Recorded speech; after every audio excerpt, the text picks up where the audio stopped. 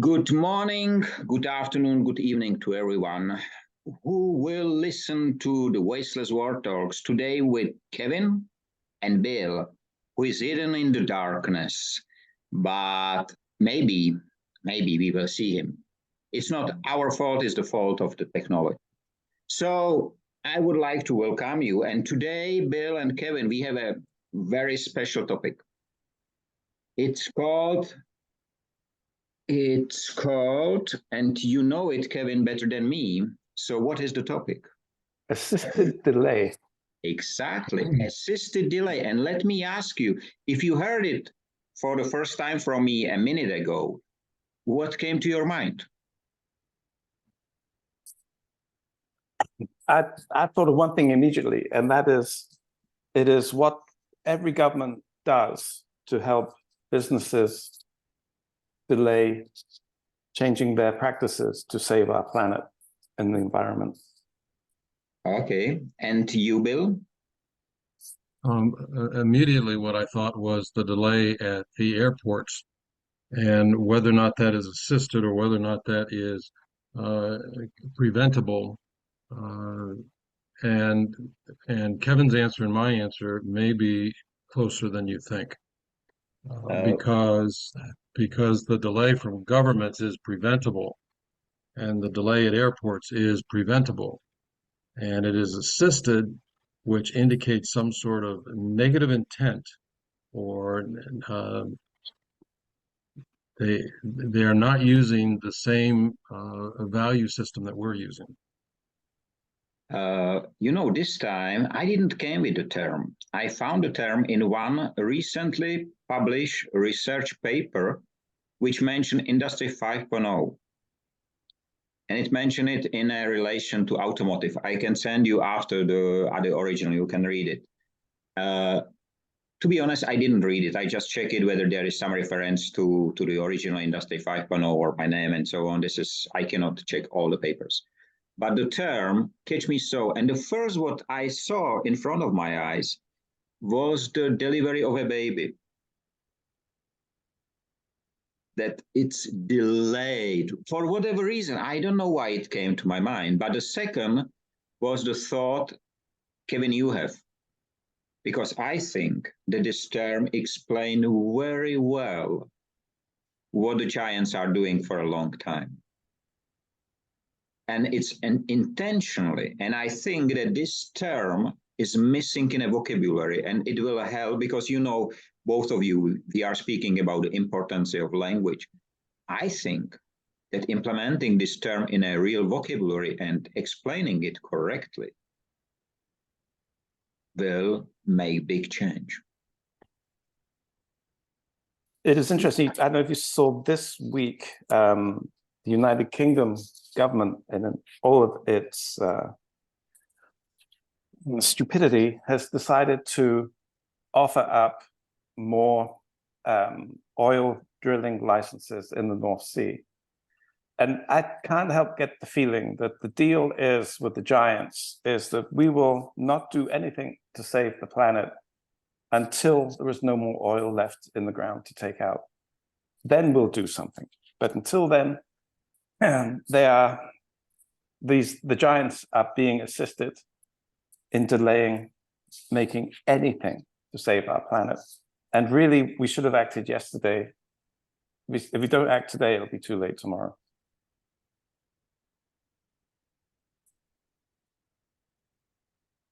I saw an article that the family of the UK Prime Minister had signed a very large contract with one or two of the oil producers some months ago, which is almost too obvious.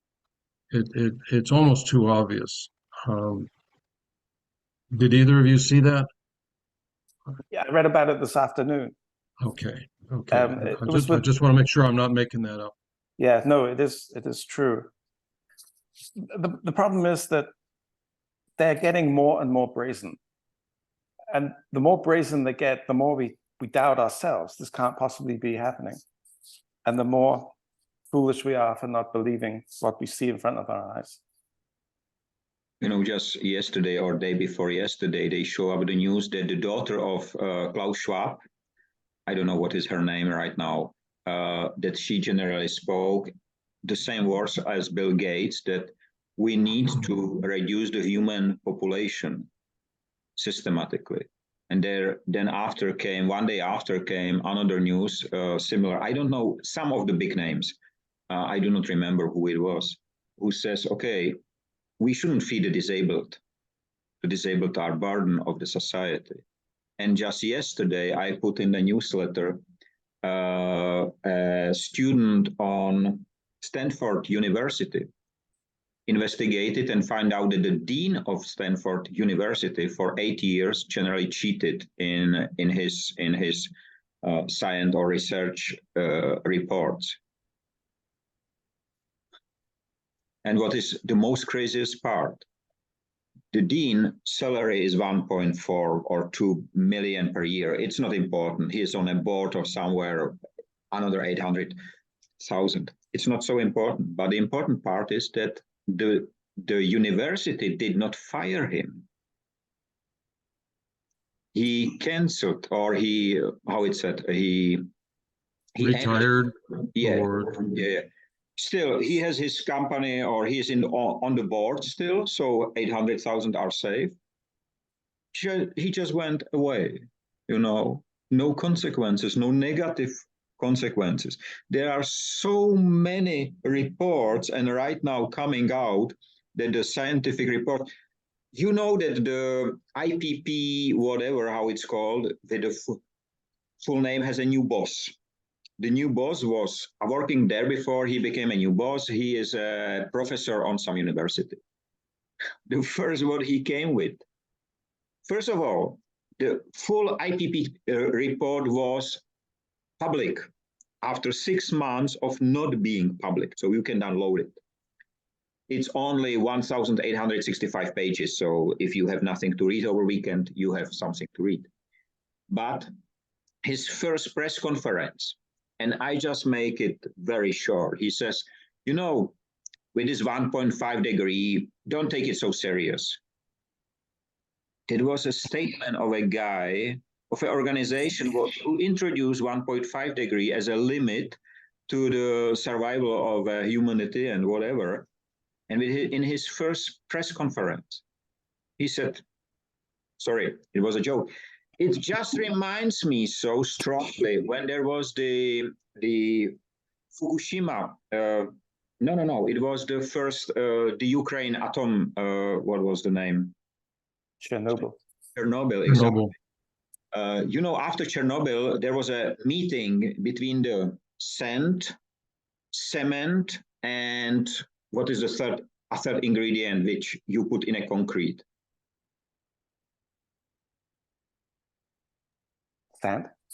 Sand, cement, and there is one more.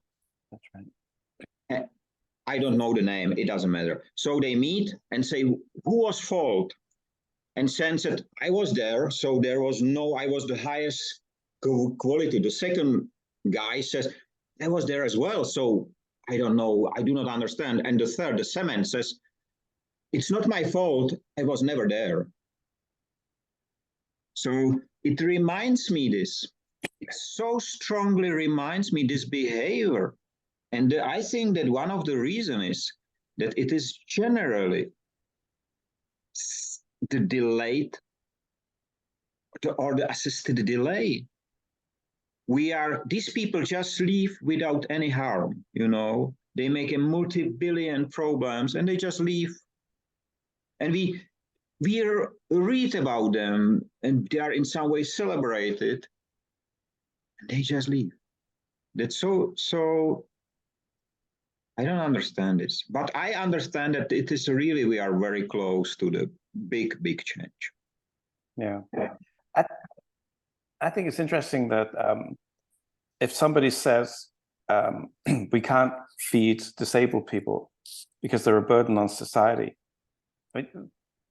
If we don't take care of disabled people, we don't have a society. And who is to say which contribution is valuable to society and which isn't. I mean, disabled people contribute to society, probably equally or better than this idiot student who said that in the first place.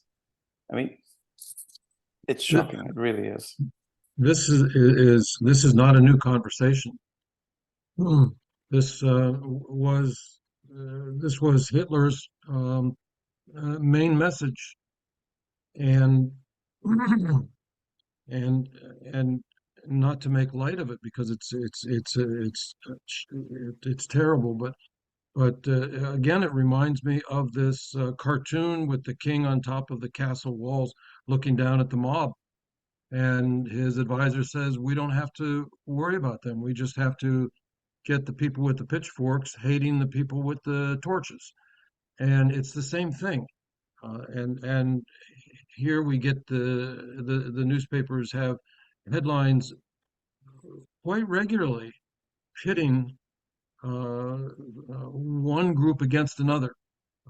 We don't have enough money for the veterans because we're paying too much money for the homeless, right? What is that? And continually we are being shown that there are choices when in fact there are much simpler choices. There are much simpler choices. Do it for the good of the people, represent the people, believe in humanity, work for humanity. Don't be like Hitler. Haven't we learned our lesson? I think So, that there is really this assisted delay. We have this conversation 4 hours ago with another group, and we really came to the fact that probably this assisted delay is generally the part of the economy already from the very beginning, because if you delay, then you can be more profitable. If I take the example of the recycling for steel and metals, for example, everybody who put the old steel in a garbage bin or somewhere where it's collected, consider, okay, so I put it there as soon as possible after I need it because it will be needed somewhere else. But the recycling industry, which deal with these materials, they collect it on their properties. They collect more and more and more and wait. What they are waiting for the shortage, for the highest price indicated by LME in London, because this is the London Metal Exchange. So they do not want to streamline the process. They are assisting in a delay to increase the price. And if we do not take a steel or non-ferrous, but if we take water, the water scarcity is exactly the same. And we give water in a hand of companies, which we call water management companies, but they process it exactly the same way. Shortage is price increase. There was no oil from Russia. Immediately, the prices skyrocket because there was shortage. And I don't know how it was in Denmark, or I know how it was in my country. The prices skyrocket, but they never fall down on the same level as before. right. I think there's another assisted delay, and this is not anything I know, but I just am really suspicious. And that is the fact that if a company like BP can post its biggest profits ever during an energy shortage, I would really like to see what the profits are for supermarkets in Europe in the next year, because I can't believe that they haven't made huge profits. And it'd be interesting to see how long they can delay issuing their annual reports and stuff like this, how much time they have to hide that profit, spend that profit, manipulate that profit. Because I don't think it's just the oil companies who's been gouging us. I think it is everybody. I couldn't agree with you more, Kevin. I was just thinking of other examples. We of course have seen with the shift to autonomous vehicles and mobility subscriptions rather than owning a car. All of the oil and car manufacturers are lobbying and giving money to the politicians to put up roadblocks for autonomous vehicles. And it's the same way in the food and agriculture industry as we move toward plant-based meats and plant-based dairy. And there are all sorts of roadblocks being put up by, so industries are just protecting their own interests, I think is what it comes down to. The oil companies are making profit. Here's a good opportunity. Here's a war, so that's a good opportunity to jack it up a little bit. And it's the same way with the food industry. It's the same. Show me an industry that is not looking out for its own best interest, as defined by profit. And this is why generally to build society on a profit is completely wrong. You know, this is we just make a short calculation before, and we came to the fact that profit is on the number 6. And I made this calculation with the new Industry 5.0 ambassador in Haiti. The guy does not have time to time something to eat, same as me, but still, he don't see money as the most important thing.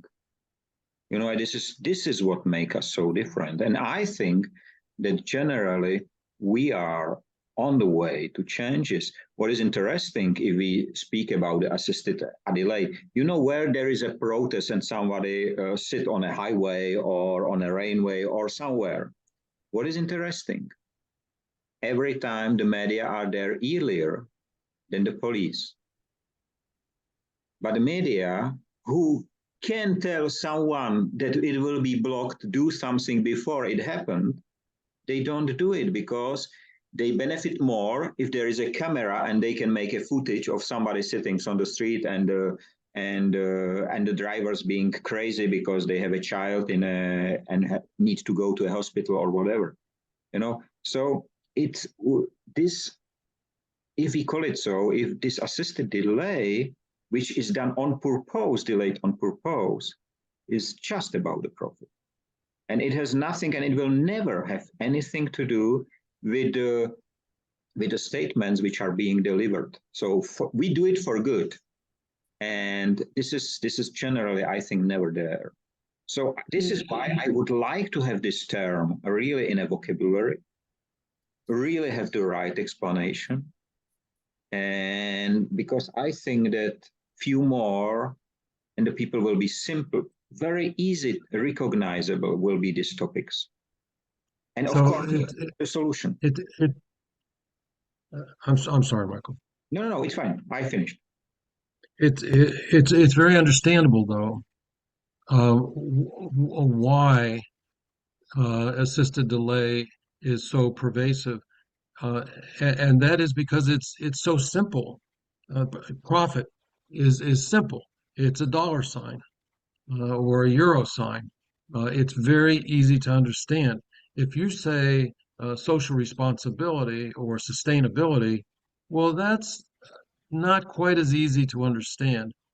And I think that most of the people in most of the 8 billion people spend most of the minutes in their life trying to find food and shelter and put shoes on the kids' feet, and do not have the bandwidth to think further. So we measure the value or the goodness of one country over another. One of the comparisons is always GDP, gross domestic product. And recently, in the last 10 years, there have been 5 or 6, which we'll highlight in the book, 5 or 6 alternate measurements. And they consider things such as health and lifespan and access to education and so on. And these have come from several different sources, usually governmental, or trying to come up with a better way to measure the value of a country. And they're having difficulty getting it accepted because the basic GDP dollar sign is so easy. And it's the same with humans.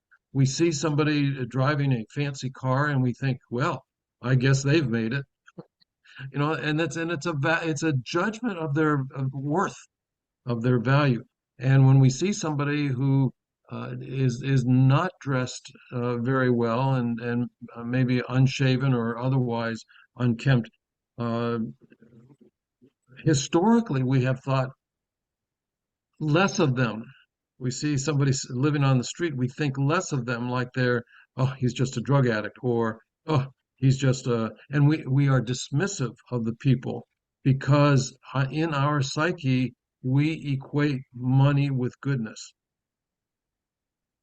So for a company to adopt something other than the almighty dollar as their judgment of goodness, that's a stretch. That's a real stretch. I know some companies have Patagonia, for example. Some companies give a percentage of their profits and so on. And I guess that's a start. But it is just mind-boggling how you opened up, Kevin, with the comparison of oil profits during a time of shortage. I don't know, something you said, Bill, the price of everything has gone up. Absolutely everything has gone up. And we are back to struggling to put shoes on our kids' feet again. And why? Are we being distracted? Is something going on? Yes. Yeah. What are they up to? Why have they done this? Because this is engineered. This isn't a war in Ukraine. This is something else. I just wonder what they're doing. And I would the warning signals are going off in my head when you talk like that, Kevin, because if you go down that road too far, you get conspiracy theory that there are people behind the curtain that are pulling the strings.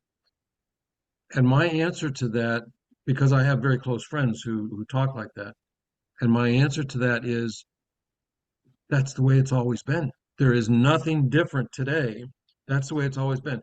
It was the bankers and the popes in the Middle Ages.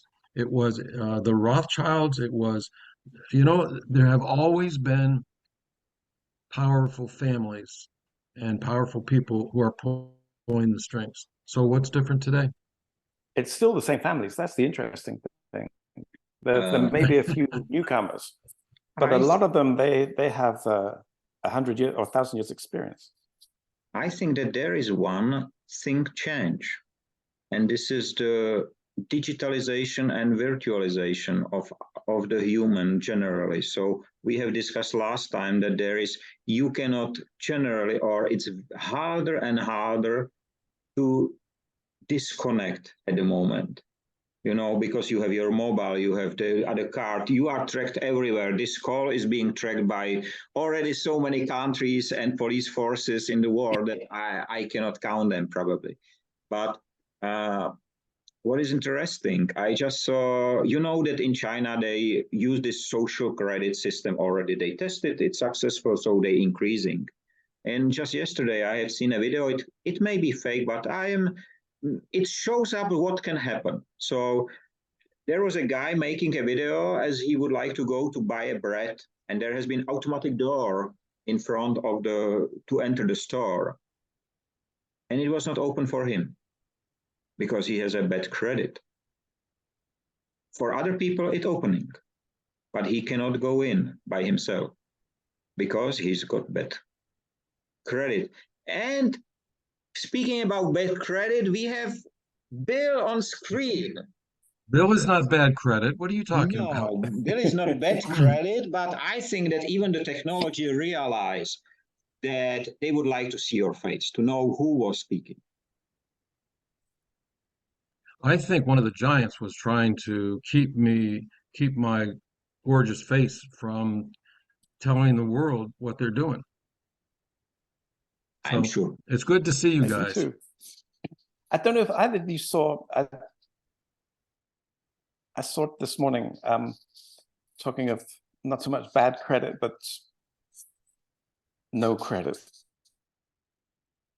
There's a hospital in Atlanta, Georgia, who were filmed dumping patients night. I don't know if you've seen this. The security guards were carrying people out in their hospital gowns and leaving them in the street. I mean, that is really shocking. What is the function of a hospital if it's not to care for ill people? The function of a hospital, or clearly a hospital in Atlanta, is to make money. So how do we change this? How do three little people change this? It must be. Somebody said it earlier. There are changes that have been right. There are organizations. We have several locally. Conscious Capitalism, for example, and there are changes. And thinking back to when I got my first job back in the 70s, and we talked about social responsibility, but we ended the conversation usually by saying that social responsibility means that I pay my workers fairly and I don't abuse my workers, and the conversation stops. And that was 40 years ago. So we've come a long, long way since then. But how do we increase the momentum? How do we do this faster? This is awful when you tell stories like that, Kevin, of the hospitals dumping patients, and there's 1,000 examples of the same thing. How do we change it? I think we have to say that there are some things which are so strategically important for society, for countries, for regions. And one of them is health, another is education, and the third is care for the disadvantaged. And those should never be profit centers, ever. Those, and just this religious admiration we have for wealth being a factor of success, it shouldn't be seen that way. I think that achievement is so much more than the amount of money you have in your bank account. And we need to change people's perspective of what success really means. I think that the term wealth must have different meaning. For me, equal to meaningfulness, for example. Because it's really, and I think that the giants even dig their own graves, because, you know, if they will eliminate the currencies and it will not be visible anymore, and Bill mentioned it many times, how he was learned about the value of money. If there will be no physical money, there will be generally no such a strong connection between man and money, because we will not see it. And if we don't see it, and we cannot touch it, so it's much more easier to switch the mindset that money is not so important. You know, we have one very old song by one of the Czech, generally, he was an actor, then he lived in the US. And the song is that, and you mentioned it, that the clothing make the man. And he explained it, and it was a very nice song. And this is exactly what you explained, Bill, that someone who does not have a new clothing, or Kevin, does not look so wealthier. And if you look at the very wealthy people right now, they try to pretend they are poor. And even the fashion brands, you see this cut out jeans or whatever. Can you imagine yourself being a kid and tear your jeans and come to your mom and say, "Hey, mom, it looks better, isn't it?" She will, I don't know what she will make. My mom will not be happy at all, to be honest. And, you know, just now we turn it completely upside down. So the very rich one try to pretend to be in some way poor, and the brands take it as an image of the wealth. So it's so confusing situation. But I think that if we really disconnect from are from money. And the digital currency is one of the very good ways, which was never considered probably to be the output out of it. But I think then we will be able to change it. And of course, we have to speak all across the countries, explain it, give it in a way the people will understand, so not complicated. And I think this is the way. This is the way, Bill. So perhaps in another session, we can have the word for discussion be wealth. Good one. I will send you both the link to that collection of alternate GDP definitions. Because I think one thing would be really, really interesting if a sign of wealth for a nation would be that everybody only works 4 days a week instead of 5 or 6 or 7. I think that is how wealth should be spent. Not in the number of super yachts or supercars that are whizzing around the capital cities, but something where everybody benefits at a deep and meaningful level with the wealth that we all generate. Do you know what will be the image for me of a really wealthy country? There will be no government. Sure. Because it will simply not be needed. Well, isn't that what Karl Marx said, that that communism was just a placeholder until there could be no government? To be honest, I have to study these things when I was as a kid.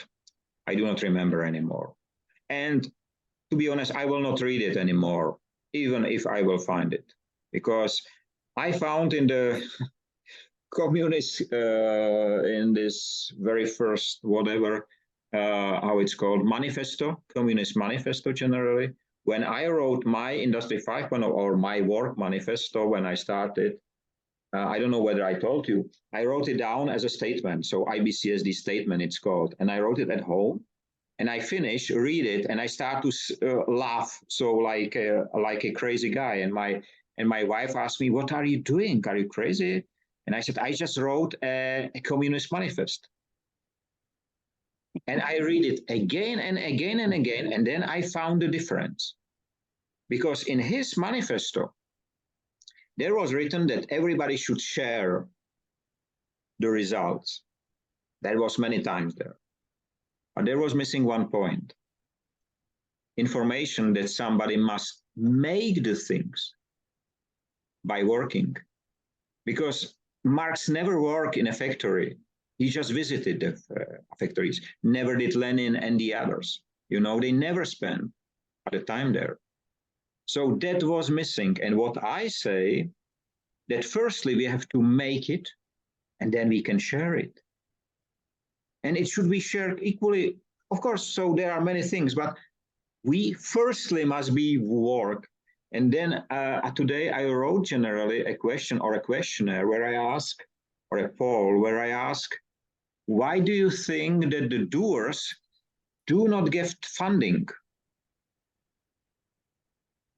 And one of the reasons is generally the assisted delay, you know, because there are solutions, they are here right now. In every country, there is a solution for a lot of things, and it is for some are for hundreds of years. But someone does not want to be visible. And they know if they do not support these people, that they will deliver, but in a small scale. And this is exactly the assisted delay. They will prepare researchers, scientists, whoever, academics, to write a long 1,165 pages IPCC reports, which is nothing else than, yes, the climate is bad. That's written on almost 2,000 pages. Last year it was 3,000, so we are on a half. So it's a big improvement, but still nobody will read it. And we have far more minutes to go. But I think at least we can as far as the climate is concerned, we can relax now that the oil producers are running the show. They've decided to take over, and I'm sure they will make everything fine for us with the next COP coming up. I mean, what do we have to worry about? Of course. I mean, it's so grotesque. It is so blatant. It is just so that you almost can't counter it, because it is so ridiculous. Where do you start? I mean, what can you say except that the poor climate, the poor next generation, look what we've done. We've given saving our planet to the oil producers. So going back to something that we said earlier, there have been improvements. There have been changes. They've taken way too long. They've been delayed many different ways. But there have been, and as I look at the young people who are joining the workforce, they quite honestly, I agree. I admit they have a different outlook. It may be a little bit different in some cases, but they are interested in working with a company that has values and demonstrates its values, whether that be in the way it treats other people, or in how it contributes to society and so on. But that has come back to me. I've witnessed that myself in many different ways, and I never had that. To be honest with you, I never had that in the 70s when I joined. So I think things are changing. And so that gives me hope, but we need them to change much quicker. So I'm kind of stuck between there, right? There's been articles recently about the digitization and the AI and how much water is required. And I'm reading about the food and agriculture and how much water is required for a hamburger or an egg. And there's just one crisis after another. A lot that we need to solve, and I think that there's a common answer to them, and that is that we need to care for each other, and we need to care more about humanity and less about the almighty dollar. You are absolutely right. We have 1 minute 20 left. So if you would like to say something, Kevin, to the end. Just that assisted delay isn't for our benefit. It's for the benefit of the giants. I think that was a very great message at the end.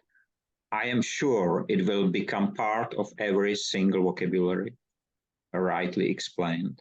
And I would like to thank everyone who spent the time with us. We are looking forward to see you next time, and have a nice time free of waste and wasting in all its forms. Stay safe, free, be human, and don't accept the assisted delay anymore. Thanks a lot, and see you next week. Bye-bye.